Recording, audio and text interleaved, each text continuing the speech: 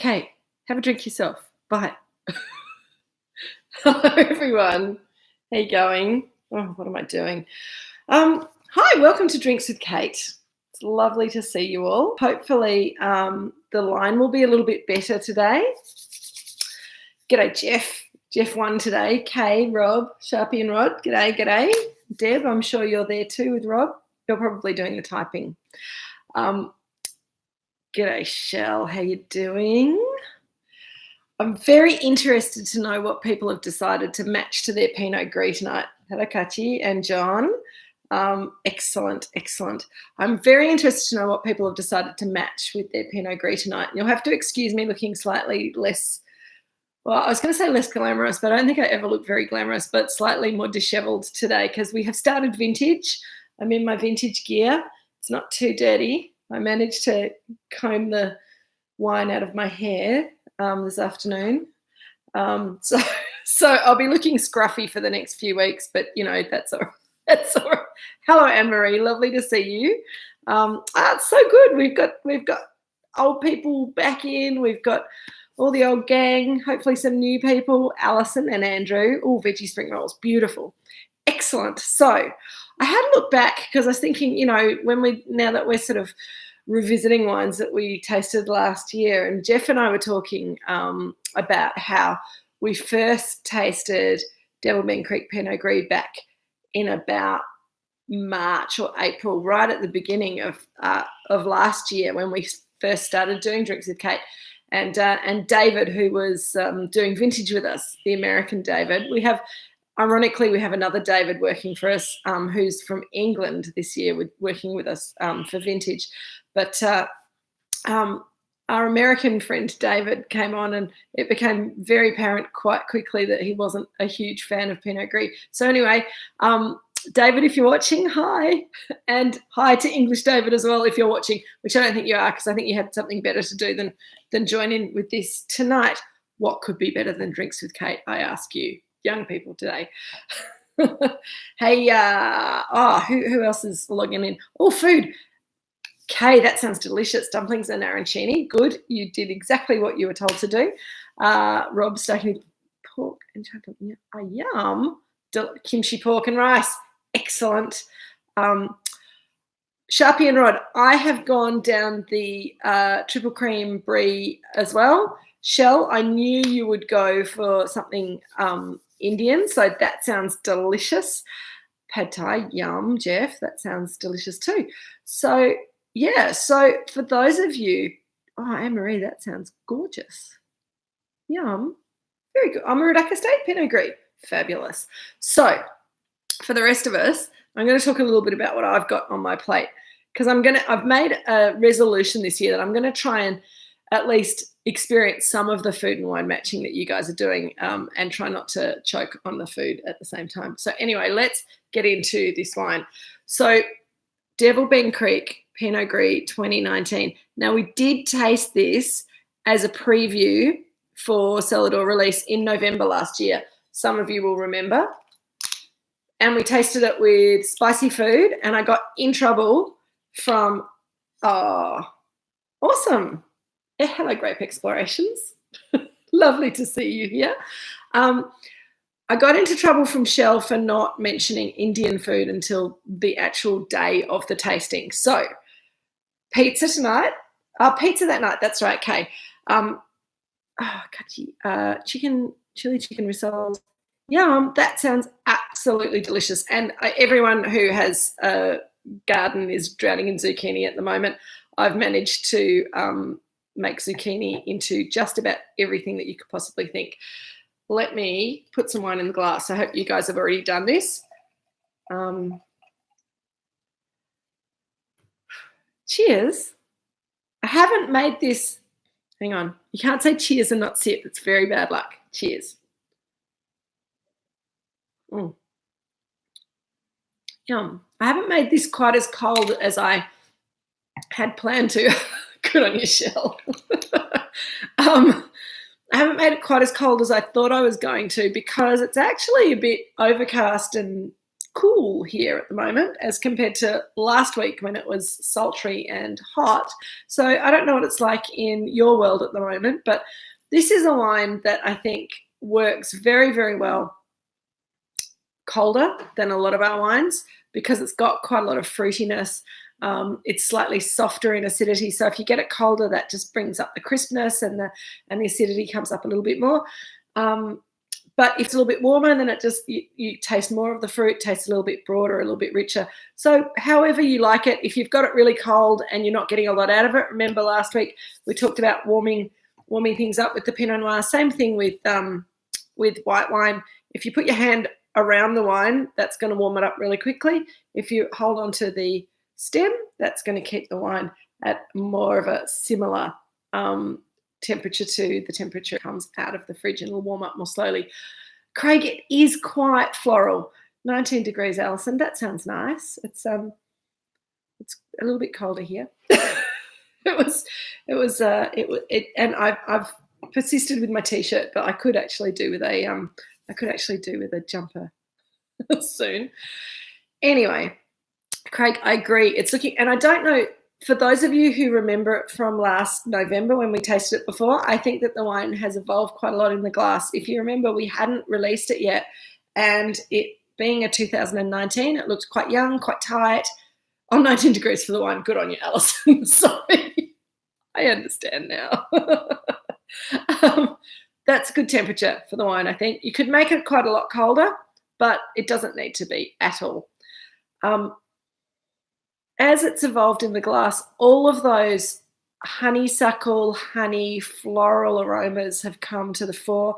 There's still that lovely green pear, crunchy pear kind of character, but it's sort of softened out a little bit and broadened out a little bit too as well. So we've got so much to talk about tonight, so I should probably launch into it. But one of the things that inspired us coming back to this wine so quickly was that one of you, and I never remember who asked the question, so I really apologise. I've kind of got you're all kind of there putting your hand up asking questions. Actually, a couple of you asked me over the last couple of months, how do we differentiate between Pinot Gris and Pinot Grigio? What's the difference? And how do I pick it on a wine list? How do I pick what the style's going to be without actually tasting the wine? And unfortunately, the answer to that last question is it's really, really difficult in Australia at the moment. And the reason for that is that as a wine industry, as producers, a lot of people in Australia have tried to differentiate between the Pinot Gris style and the Pinot Grigio style without really fully understanding what that means. So let's take a step back for a minute. And I put quite a lot of this in my email on Tuesday, but I'll try not to be boring. Tell me, just shout at me if I'm being boring and repeating myself too much. But taking a step back, Pinot Gris and Pinot Grigio are exactly the same grape variety. The French name for it is Pinot Gris. It means grey Pinot. And the Italian name for it, also grey Pinot, is Pinot Grigio. And it is essentially the same grape variety. There is a big variation of styles of Pinot Gris being made in France, mostly in Alsace, but it is also grown a little bit in Burgundy. And really there's bits scattered around, but mostly it's grown in Alsace, a little bit in Burgundy. In France. It's also grown in Germany, a little bit in Austria. So it's sort of all around that area, quite similar climate, quite similar styles of wine. And we'll talk about that style in a moment. In Italy, it's grown all through Italy. It's grown right up in the hills, in the foothills of the Alps, in Friuli and Alto Adige. It's grown down all the way through central Italy. And a lot of the wine that's grown and called Pinot Grigio is grown by farmers who want to get the most money that they can for their crop. And the old-fashioned way of getting the most money that you can for your crop is by having a bigger crop. So traditionally in Italy, there's a lot of people who grow grapes as just another product from the farm and take it to the local co-op. The co-op blends all of the grapes that come in together. So it's not a single estate or a single vineyard or a single producer. All the grapes go in together to make a co-op wine of that grape variety. So a lot of cheap entry-level Pinot Grigio from Italy from the co-op still has a DOC, which is sort of the way of identifying its correctness, and a lot of people think quality. But the accepted quality of entry-level Pinot Grigio is it's not bad wine, it's just not very flavoursome wine.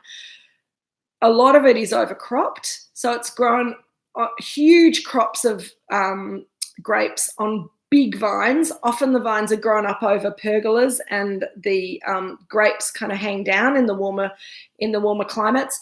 And what happens then is that the vines get very big. They don't have a lot of, and they have a huge crop on them. They don't have a lot of energy to put into each single berry. And so you don't get a lot of flavour intensity. You also, if you're overcropping the vine, you put a bit more stress on the vine. So you don't get as much flavour intensity. You don't get as much complexity, partly because you've overcropped the vine, but also because there's a tendency to pick the grapes a bit earlier than, say, a lot of Alsace Pinot Gris or Pinot Grigios from high-quality, smaller producers further in the north where it's cooler. And I'll come to those in a moment. Have a sip of wine while I'm talking. This could go on for a little while. So Pinot Grigio in its simplest form is cheap and cheerful, easy drinking, doesn't have a lot of flavour, but it's picked early, so it's got higher acidity, because Pinot Gris, when it's fully ripe, has not a lot of natural acidity, not nearly as much natural acidity as Chardonnay. And so if you pick it earlier to keep it crunchy, it has more acid, less flavour. You get it cold, it washes your pizza, your seafood down really easily, and it's just easy drinking, cheap and cheerful. Craig, I think that's a good question, and I will come to that in just a moment. So that's what people think of as Pinot Grigio. Pinot Gris in Alsace. Alsace is a really particular region in France. It's quite a long way north. If you look at the map, it's sort of on a par with, or even a little further north than Champagne, which is supposed to be sort of at the margin of where you can get grapes ripe.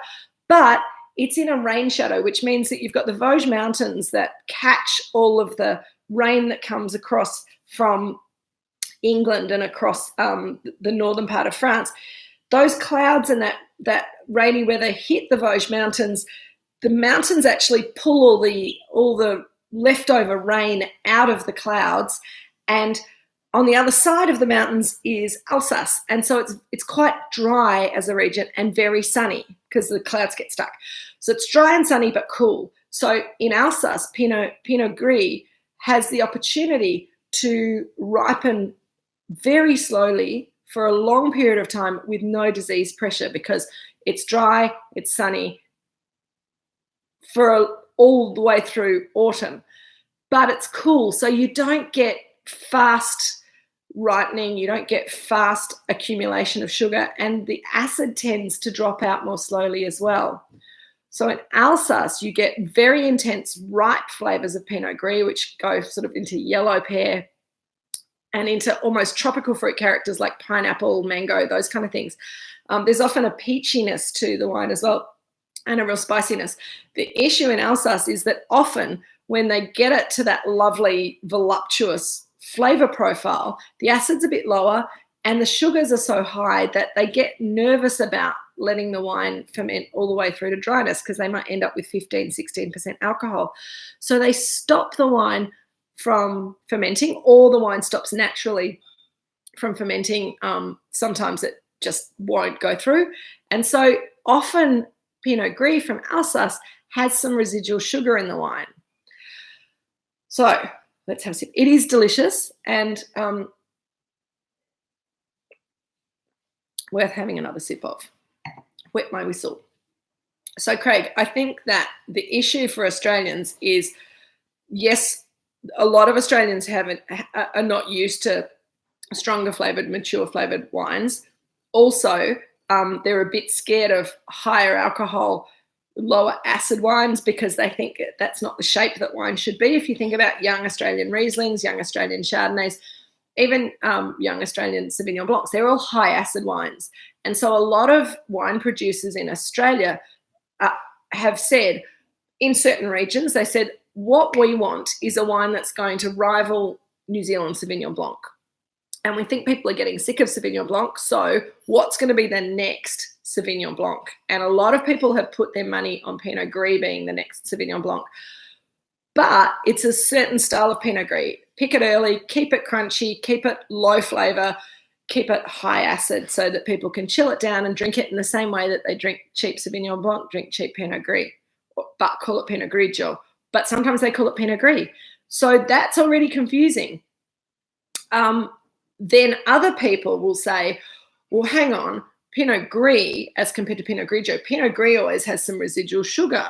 So if we get our grapes riper and we want to leave a little bit of residual sugar in it to make it a little bit softer and fruitier and easier for people to approach, then we'll call it Pinot Gris, and that'll make that style more understandable to people. But not all Pinot Gris from Alsace is sweet, and not all Pinot Grigio from Italy is low flavour, high acid, early picked, overcropped. So if you actually go to Italy and Alsace and taste through the styles of wines, and particularly up, as I said, in the northern part of Italy, in the foothills of the Alps, in Alto Adige, I agree, Craig, totally on that about water to Sauvignon Blanc. But a lot of people love that wine, and it's a huge market for the wine world, particularly in the sub $20 bracket. Luckily for us, we don't have to play there. We can't play there. We can't grow fruit cheaply enough to be able to make wine that retails for sub $20 a bottle. And to be perfectly honest, we're glad we don't have to. We don't really want to. So what we want to do is make the best example of the grape variety that we can that expresses where it comes from, in answer to your question, Rob. And that is as a result of tasting so some of my favourite Pinot Gris are actually Pinot Grigios from northern Italy. They're made by very famous winemakers.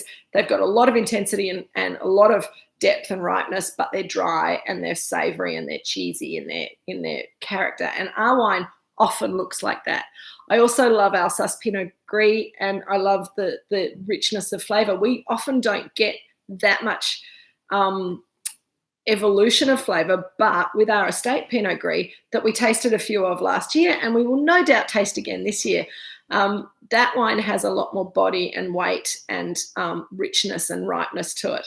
So, and Anne-Marie, I'm sure that 2015 is going really well with Thai, and I will get onto why I think Pinot Gris works so well with spicy food and also with cheesy dishes. And it's partly to do with where it comes from. The spicy food, not so much, although in Italy there's often quite a lot of spice in pasta dishes and things like that. And Anne-Marie, that 2015 is so delicious. And we tasted the 13 and the 12 last year, some of you will remember, and we will have a little bit of a focus in on Pinot Gris and how it ages over the year, and we're hoping to have a function in the not too distant future, watch this space, which will be showcasing some of those. But back to this wine. This wine is Devil Bean Creek Pinot Gris, and it's a wine that we started making 3 years ago, and we wanted to make something that was a little bit lighter and fresher and crunchier than our estate Pinot Gris, and that didn't need that extra bottle age, because I believe our estate Pinot Gris, really, the current release is 16, and I think that wine is looking really delicious right now. It kind of needed to be aged in bottle for a couple of years before we released it, because when we first bottled the estate Pinot Gris, it's really tight and really savoury. And we might have a look at one of the younger ones of the estate Pinot Gris somewhere down the track. This wine is all about kind of lovely, crunchy green pear fruit and honeysuckle, which is what Craig picked up right at the beginning. Why does this work so well with spicy food? So Kay was just saying that it was going down very well with her dumplings and sweet chili sauce. And I did, here you go, Richard. Richard and Jill have just brought the dogs back from their walk and they're ready for their glass of Pinot Gris now too. So Kay has mentioned that she's got sweet chili sauce, and I was going to, I put a little thing up on Instagram. It only occurred to me about seriously 10 minutes before we got together. So I apologize to anyone who is going to curse me for telling you this now, but try it again another time. Do you remember, I think in like the 90s or early noughties, a cream cheese company brought out a cream cheese with sweet chili sauce on top of it that you sort of tipped out of the pot, and the chili sauce kind of all dribbled down the side and you ate it with biscuits. So I've done something a little bit like that, but slightly posher. I've got this beautiful, I'm going to hold it up because Mum and I are trialling this for our next wine lunch. This is the L'Artisan. It's a local, it's not Mornington Peninsula, but it's certainly Victorian, organic, triple cream brie cheese. That shouldn't have been so hard to say. So I've got that. I didn't have time to get, yes, Philadelphia, correct. So that's a really good cheat if you're having a nice fruity wine like this. But what I've got is that lovely cheese, which those cheesy flavours, cheesy, eggy, bacony flavours go really well with Pinot Gris because they're the flavours that you see in Alsace and in Germany and in Austria, and they work very well with this wine. Also, if you think about Italy and you think of northern Italy, there's a lot of butter and cheese that gets eaten there, a lot of pork products. So think pasta carbonara, think, as I've said, arancini balls, mozzarella, risotto, deep fried, maybe dipped in a little bit of tomato sauce or a little bit of sweet pepper sauce, or even a little bit of sweet chili sauce. So yes, Shell, you definitely need to buy more. I think it would go very, very well with southeastern spicy food. Yes, Deb, you can definitely have it for breakfast if that's what you feel like. Jeff, I'm sure it's beautiful. Yeah, it's a wine that really needs some oiliness, some fattiness, so fattiness on the cheese. So that's my cheese. I'm just going to have I'm going to stop for a minute and have a bite of the cheese by itself with the wine. But I've also got a little dish of sweet chili sauce that I'm going to pour on my cheese after I've done that to get that mix.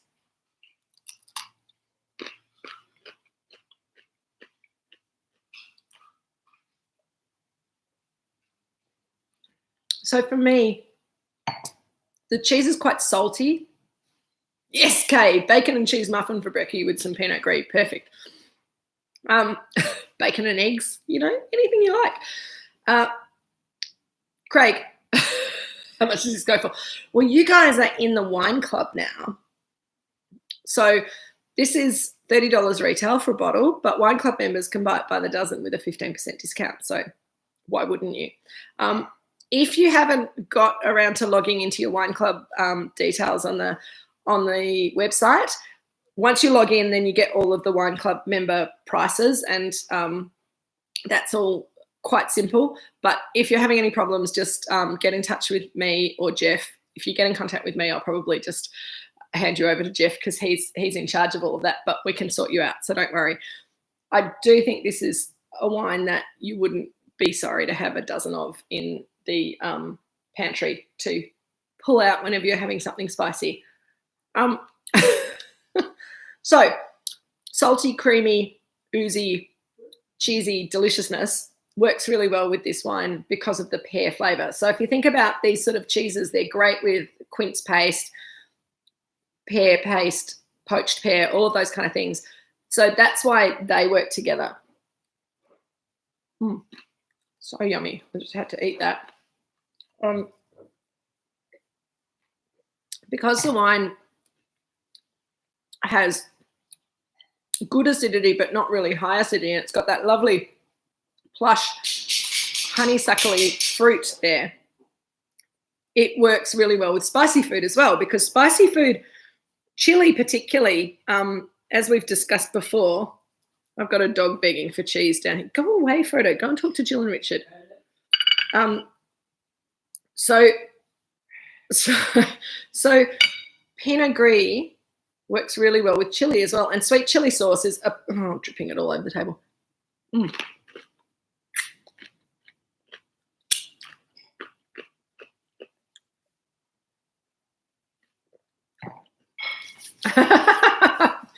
I'm looking forward to breakfast at Rob and Deb's. Is it tomorrow morning? Because we have to start winemaking at 9 o'clock. So if it could be before 9 o'clock, that would be awesome. So the chili sauce brings in a bit of spice, brings in a bit of bite. And because, as I was saying, the wine has got that lovely fruitiness and has got just the moderate acidity, it doesn't fight with the wine. It doesn't fight with the chili in the way that a more acidic, maybe more savoury wine might. So I'm getting distracted by discussions of carbonara muffins, which is absolutely fine, but you'll have to excuse me losing my train of thought.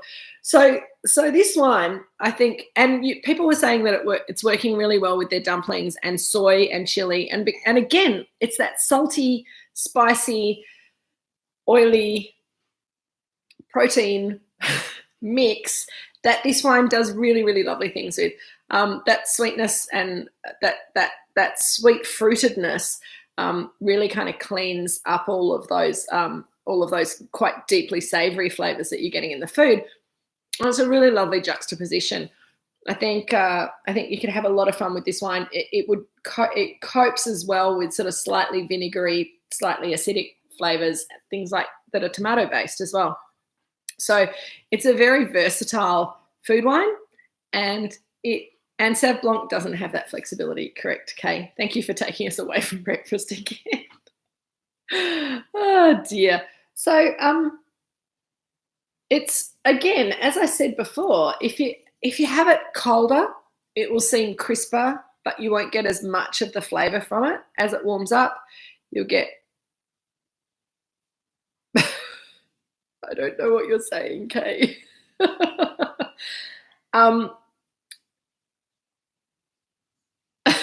Craig, have you and Jeff got your cheese company going yet? Because I think that the L'Artisan extravagance is pretty good. And for those of you who are wondering, I keep talking about a wine lunch.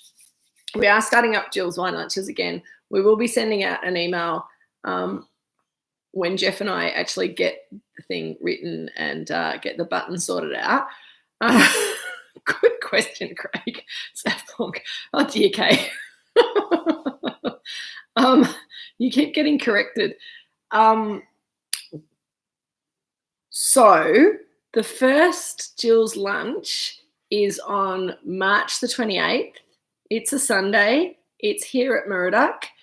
If you're in Sydney or Queensland or somewhere not Victoria, then hopefully there will be open borders and you can book a ticket.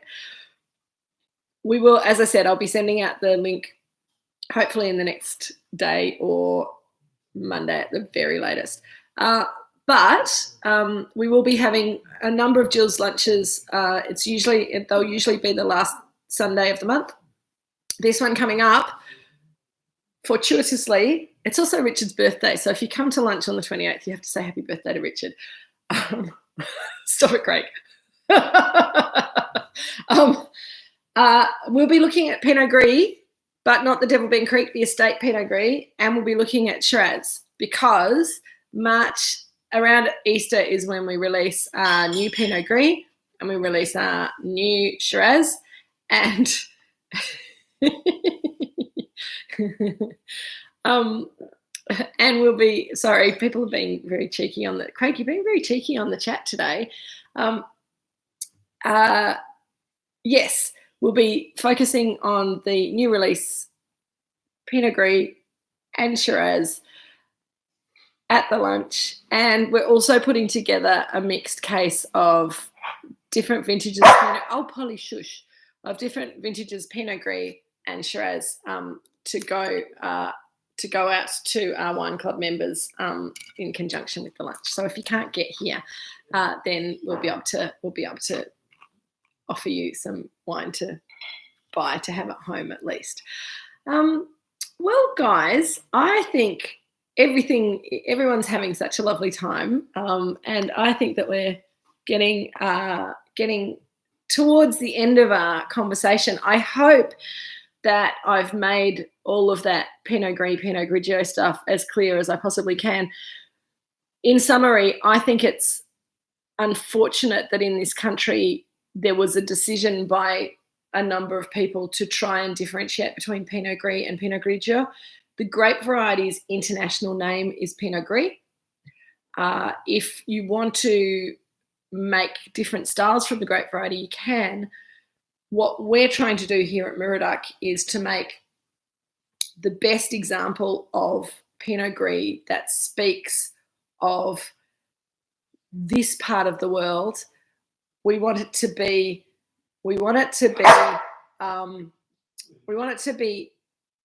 ripe. So have all of those lovely pear fruit, spice, honey, aromas and flavours, full-bodied, textural. We want it to be same, exactly, Shell, same but different. We want it to be dry. So that's the main thing. And yes, Craig, Ned Goodwin wrote the Halliday review on our Shiraz last year. He didn't like it, doesn't get it. His loss, I say. You're very welcome to come and taste it with me at some stage. Polly's barking at me. It's all going crazy here. I'm going to leave you guys. I'm going to leave you guys to it because I'm getting backed at and it's starting to get distracting. It's been a very long day. If you follow me or Moorooduc on Instagram, you'll see that we've been treading Pinot Noir grapes this morning and getting Chardonnay weighed and ready to be processed tomorrow, this afternoon. 2021 vintage, still waiting to make a final call on how it's all going to go down. It's the very early days, but we're very excited about the fruit that's come in so far. So I will keep posting on social media if you're interested. We'll keep meeting on Thursday nights to have a talk about whatever it is that we're talking about. Next week we're looking at I think it's the Robinson Pinot Noir 2017. If you've got the box, that's what you need to fish out next week. I'll give you some food match suggestions on Monday, and I look forward to seeing you all again next week. It's been awesome. Thank you very much, everyone. See you soon. Cheers. Bye.